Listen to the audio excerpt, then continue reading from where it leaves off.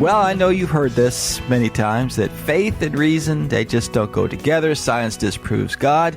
Well, let's have a talk about that. We're going to talk with Dr. Gerard Verschuuren this morning, and he's got a new book out called Faith That Makes You Think. Good morning, Dr. Verschuuren. Good to have you. Good morning, Johnny. Great to be on your show.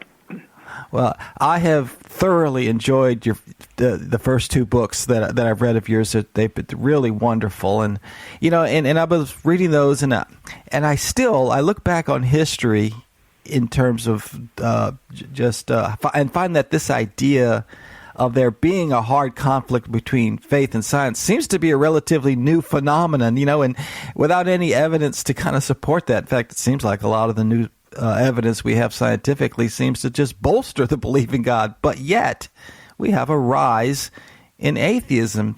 So in this book, your first chapter, you call it The Avalanche of Atheism.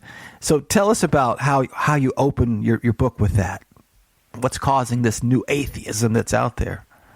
Yeah, I think we all agree that atheism is a real threat to faith and to religious faith and to Catholicism.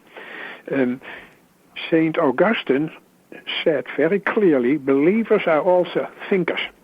In believing they think, and in thinking they believe. I think that is a very important rule for Catholics. So we have to believe in order to think, and we have to think in order to believe.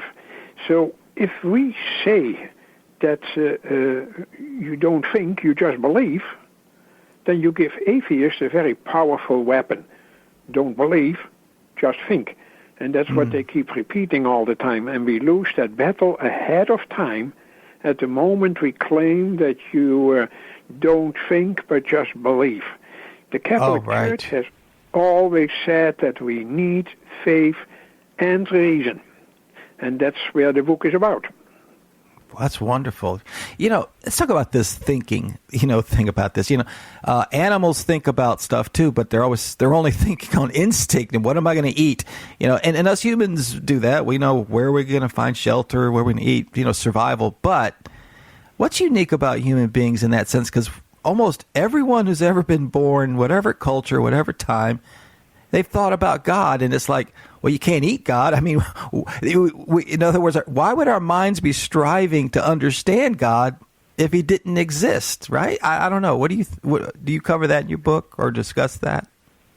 Yeah, I go into that issue too, of course. The book covers quite a few issues related to this problem.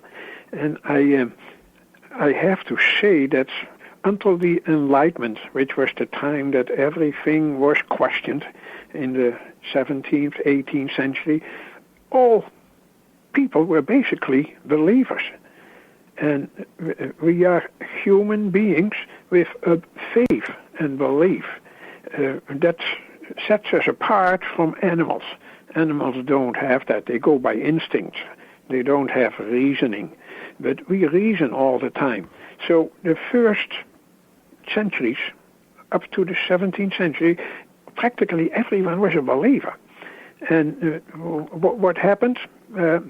Basically the Enlightenment and questions about do we really have faith or not? I don't like to blame anyone, but unfortunately, the Protestant reformer Martin Luther, he once said, reason is the greatest enemy that faith has. I think, how is it possible that he could say that? And then he blames. No, he doesn't blame. He says, you find that in the Bible. Faith alone can help you. That is nowhere in the Bible. He added the word alone on his own authority. Isn't that something? Believing that you have the authority to add words to the Bible. The Catholic Church will fight that to the end. And my book does too, and I hope we all do. We have to reject that there is only faith and no reason. So I think that one of the problems nowadays with atheism is that it says, as a response to all of this, okay, then don't believe, think. And if you think, you will find out that there is no God. Well, I have news for them.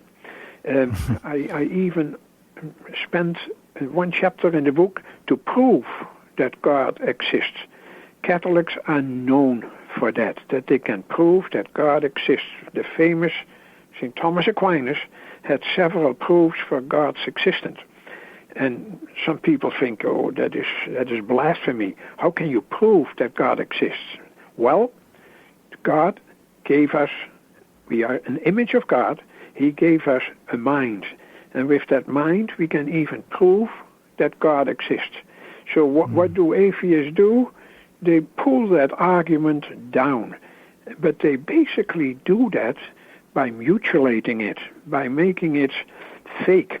And they have never really succeeded to be proving that there is no God. They have never been able to do that, I think. And I show that in my book, that they can't prove that. We're talking with Dr. Gerard Verschuuren, and the book is Faith That Makes You Think. Well, it sounds like what you're saying is those that have come to that, atheists that come to that position in that way, they're not thinking enough. I mean, the Catholic Church is kind of quite been on the opposite side of this, since they really encouraged us to use every faculty of our mind and our intellect and our will, not to restrict or reduce it, right? I mean, is that what you're saying? Is the Catholic Church has been the one to say the more we think, the deeper we think, the more we will realize that there is indeed a God, and we can prove it with our intellect. It seems to be the culture, the atheists are going the other direction, right? Not thinking this through. You are perfectly right. We don't think enough. We don't think deep enough, especially the atheists don't.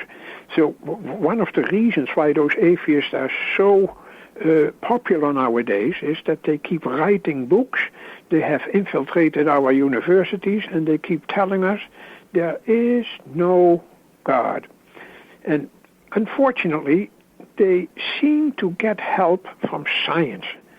And I spent my second chapter in the book, what science has done to us.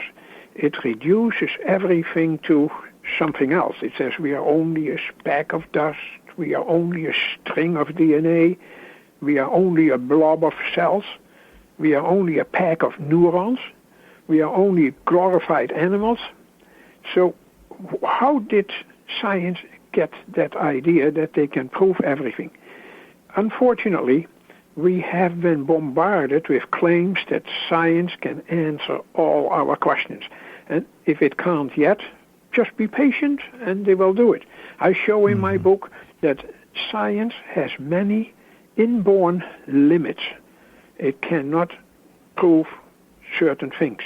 We all know that love is more than a chemical reaction.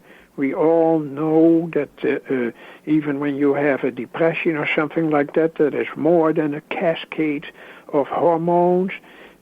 We are not really ruled by science. Science helps us. I'm a scientist myself, so I'm not putting science down. But I say I put it where it belongs. It has so many limitations, and it has so many things that it cannot prove.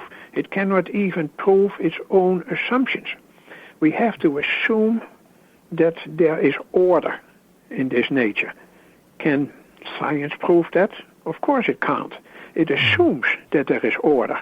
And if it finds that something is not orderly, then we all say they are not far enough yet, or they made a mistake, or whatever.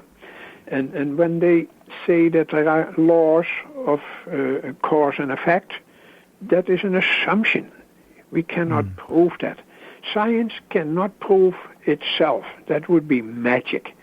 But still, a lot of people think that science can do that, so they say God's existence is not a scientific issue, so it is not real.